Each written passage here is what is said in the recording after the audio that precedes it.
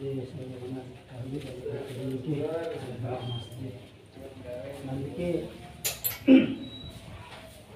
halaman atau talang masjid itu seringkali dimanfaatkan oleh masyarakat, terutama jiran-jiran masjid. Kalau mungkin itu digunakan untuk misal digawe, itu mulai dari apa?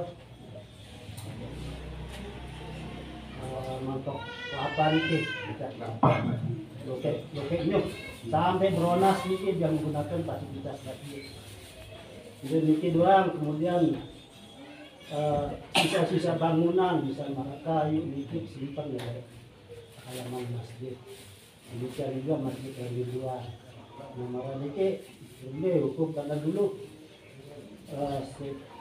cerita dari orang tua kita, aku isi kata Islam termasuk aku yang juga.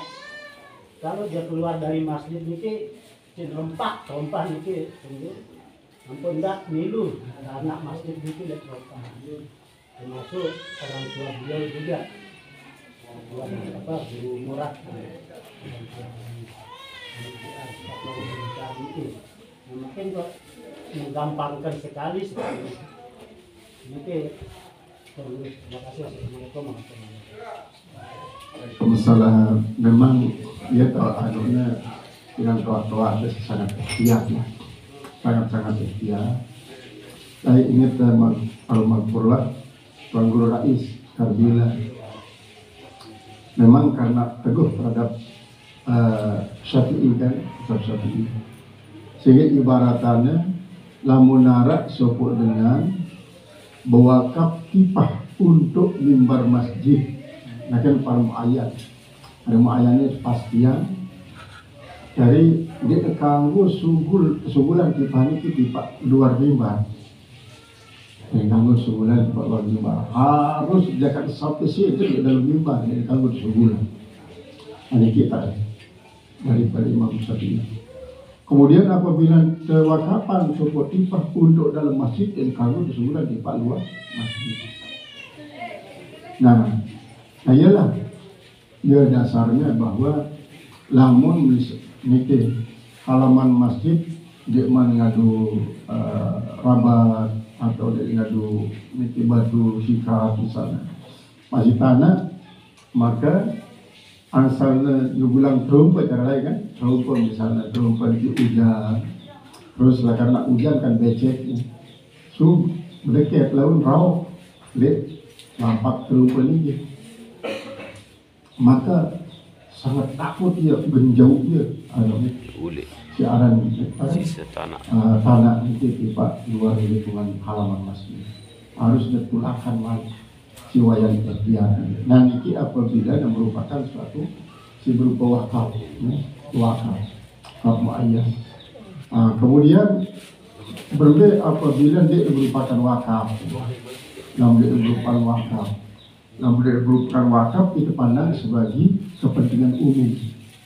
Sebagai kepentingan umum, maka berbeda kerja apabila wakaf timpal dari wakaf.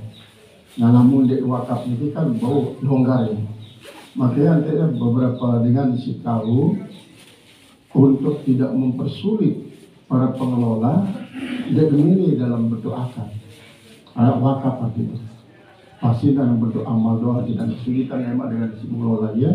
Apabila terjadi suatu hal harus terus bawa pindah lokasi artinya tukeran, kemudian pindah fungsi artinya terganti fungsinya dengan jadi musola jadi masjid atau tempat selainan.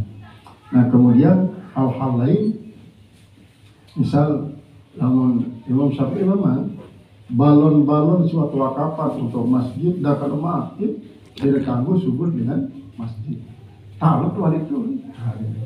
Nah kemudian apabila memang terjadi satu kesulitan masyarakat, maka saat nikah bahwa bertaklid di Pak Hanafi, Imam Hanafi yang bertaklid, sehingga ada terlalu kesulitan bagi masyarakat dan harus memaklumkan bahwa untuk tidak mempersulit masyarakat, oleh bertaklid kepada pendapat Imam Hanafi karena menurut beliau si terbaik adalah azas manfaat.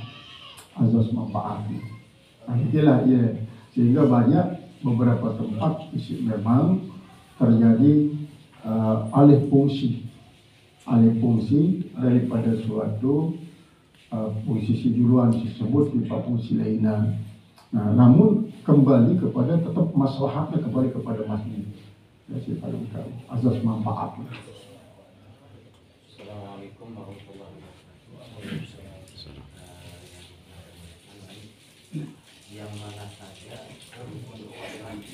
yang harus dibaca pertama yang kedua Allah pada awalnya dia mewakafkan tanahnya untuk masjid. Tapi wahum tanah tersebut dia dua hadis jualan itu lah dia.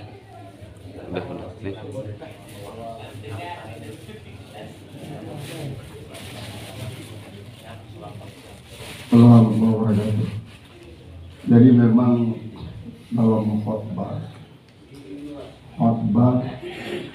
pada yang rukun seharus di khotbah pertama, rukun seharus di khotbah kedua. Nanti ini kan kebanyakan lebih mengutamakan yang bukan rukun daripada rukun. Syahadat paling banyak diperhatikan, padahal itu merupakan rukun. Jadi rukun adalah salawat. Syahadat dia perlu dulu kalau mulai dalam khutbah baik khutbah pertama maupun khutbah kedua. Selawat sih perlu. Nah, jadi tahlil, selawat, wasiat, kemudian ayat, kemudian lamun oleh khutbah kedua terombok isi doa untuk muslimin muslimah. Ya kadang-kadang makin itu kan asal baca doa. Lalu ketika kita tanya dia, lengkap rukun dulu. Apa rukun? Rukun dia tahu. Hanya setelah tahu baca doa. Tahu baca doa. Sampai arah ngeremehan khutbah. Tahu baca lalu sudah dia tahu baca khutbah. Tahu suruh baca lagu dia tahu rukun. Sampai bantu mati. Suruh baca khutbah sekali langsung kaget. Mati, bicara batal mati. Jadi ya perlu pemahaman. Bila perlu balik buku-buku khutbah sepina itu jelas mukadimahnya itu rukun khutbah si harus khutbah pertama, khutbah kedua. Nah, kemudian setelah tertuang rukun-rukun ini bau dakadanya keulas isi kalimat. Cuma karena kan wakhatibun nas berkatipulhim sehingga khutbah harus memberikan tambahan ilmu. Sehingga apabila jamaah sulit datang di tempat pengajian, tulen misalnya milih berumbuk ilmu dengan khutbah sudah baca khatib, ule berumbuk ilmu karena paham. Nah ya sebab nanti marah terang di dalam yang disyarihin duluan kan, mamasal hasal pakat lagu. Saya ngelentur batu di waktu khatib baca khutbah. Lagu di ilmu pada Jumat. Ngelentur artinya adalah membuat batu jadi permainan di saat khatib baca khutbah. Karena keparangannya mustahil, dia sibuk di emosi dari khutbah secara total rukun selakuan. Hanya jadi ya ada keterangan bahwa kesunatan dari waktu khatib baca khutbah ketika dia khatib simul. Ada dua pilihan. Namun perhatian dia khatib sedang muni, sama dia terhantuk. Kalau orang terunduk ni, gunduk dia hanya bangun terhantuk sebenarnya. Jadi darah metode daripada kanak-kanak semua hafal Al-Quran. Namun berarti ngapal dia baca nunduk harus mengangkat Al-Quran. Mengangkat Al-Quran, aja kan ngantuk. Dalam nunduk itu, kata tasbih ni. Hantok. Jadi Allah ini kan hati betul. Namun dia terbau gandani dia tak ada alun, maka dekat agak nunduk lalu harus tetap terbuka pikiran dan hati dia. Lepaslah tangan bebas.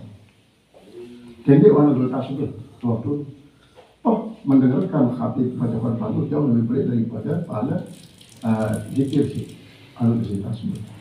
Karena apa? Ini dia terdengar banyak rukun-rukun khutbah dengan sebab kesibukan dari wirid dan tasbih. Hanya dengan Rasulullah mengatakan memasal hasil pada lalu. Saya ngelentur betul di saat khatib membaca khutbah dalam arti yang betulnya untuk mereka yang kena tasbih adalah lagu di rumah pada Jumat. Nah, pertama sekali imam harus lengkap. Tidak dengar khutbah dibaca nasi khatib ada terganggu imam. Yang mana setengah jadi lengkap berarti kan. Atau dia dengar karena wahyu juga terganggu dengaran. Lagi tak ada khatib baca khutbah. Lagu apa sebagai khutbah dia dengar. Maka karena itu kok mengesah jadi imam. Nah, ada pun lamun wakaf ini memang arat parani mungkacul awal, arat parani mungkacul awsat, arat parani mungkacul akhir. Para mungkacul awal itu adalah pada dasarnya dia dahulu dulu dia wakaf. Lalu serah nama untuk masjid. Cuma lamun mau berjalan masjidnya ngatur untuk yakin. Misalnya setahun, 2 tahun, 4 tahun, 5 tahun. Di awalnya dia berniat wakaf. Ngalam kita misalnya mereka ini kan pewakapan lah anak ini dari pembangunan masjid selama masih masjidnya berfungsi dengan bagus. Terus berjalan sampai 10 tahun, 15 tahun. Karena penuh dengan lingkungan wajar dengan berumu ibadah. Atau Nabi ibadah bilang Jumat doang, walaupun dua pun khatib baca khutbah belum pada tahu. Dengan para salam doang imam para kosong masjid. Hanya imam sindot di mimbar untuk sholat. Berarti gejalanya bahwa dia akan bermanfaat masjid ini. Cabut dia, hanya para ini mungkatul awal, mungkatul akhir. Di tengah doang untuk itu wakapan. Dalam arti mu'alaf, jadi mutlak. Dan Arab si mungkatul awsat. Jadi di awal misalnya, lalu ada kata wakapan dulu ini tanah ini. Sampai pikiran yang bagus di kegunaan masjid ini. Sehingga masuk dulu 10 tahun 15 tahun bagus lancar. Nah lewat penuh masuk di tahun ke-16 wah mulai itu kenur sampai kosong sama sekali dari aktivitas. Cabut gerak jadi wakaf. Demak malik lah mulam Arab yang sini lupangnya dia tak terwakaf malik. Nanti para ini mungkatul awasi. Nah kemudian mungkatul akhir walau berjalan sekian lama wakaf. Kemudian ternyata di akhir-akhirnya dilarang baik budaya masjid ini. Dengan budaya masjid. Kemudian akhirnya cabut mas. Nah karena ini merupakan wakaf mutlak. Ya wakaf mu'alaf. Yang dilarang mungkatul awal, mungkatul awsat, mungkatul akhir. Namun hadis baru itu saya sentuh batu ketika batu berkhutbah Raja Labo. Kemudian hadis ini untuk umum atau untuk sebagian ini karena yang saksian bahwa anak tuan guru bertasbih itu kan baca aja hadis itu. Kali ada saya bilang 2 kali pengajian ya. 2 kali pengajian saliwat itu kajian. Maka dan dalil balikin termasuk juga jadi sama termasuk masih berkasih itu. Mungkin sang deman itu hari ini atau itu hari ini lagi tidak perlu perhatian ya. Akan masal hasil pakat lalu ini. Jadi sahih ya muslim. Assalamualaikum warahmatullahi wabarakatuh. Pak Ustaz, masalah wakaf niki karena ada kejadian niki wakaf ini dijual belikan. Nah, lapas niat jual belinya ini bagaimana nih supaya sah jual beli? Jadi wakaf terus terjual, Oke. terjual isi nanti terus lagi Yang mewakafkan, yang menjual dengan alasan untuk membiayai keluarganya yang miskin, yang yatim, dan sebagian diserahkan ke musola dan ke masjid. Nah, tapi sah enggak jual belinya itu? Sama si harus teringat bahwa yang namanya wakaf itu hanya hak Allah. Nah, hak Allah, dan itulah alasan yang Imam Syafi'i. Kalau hak Allah itu jangan sekali-kali diganggu oleh manusia, oleh makhluk. Biarkan nanti Allah yang mengaturnya, itulah kan konsekuensi. Biarkan Allah yang mengatur ya. Sampai Imam Syafi'i mengatakan wa in hariba wa in halaka. Sekalipun dia hilang ataupun rusak, itu kehendak si Allah kan. Misalnya yang perlu berwakaf di sini koko atau di negara lantaran ombak abrasi, tapi sekarang wakafnya itu kan itu bisa si Allah Taala dan bila dikurangi karena itu merupakan hak Allah Taala.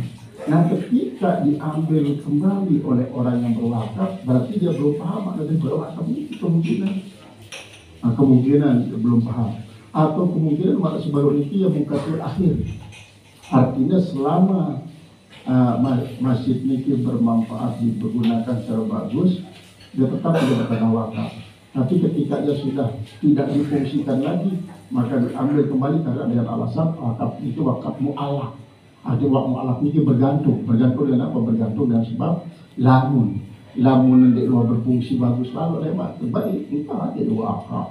Nah, lamun marak nikah berarti kepemilikan Allah Ta'ala selama dia dikatakan wakaf, berarti begitu dia berhenti difungsikan sebagai wakaf, dia sesuai dengan sisi taklikan begitu dulu, berarti diambil alih oleh pemiliknya, nah dijual. Nah, lamun marak nikah berarti dia bukan menjual tanah wakaf, dan tidak menjual miliknya sendiri, karena bukankah jadi wakaf bukan jual akhir ini terputus akhirnya.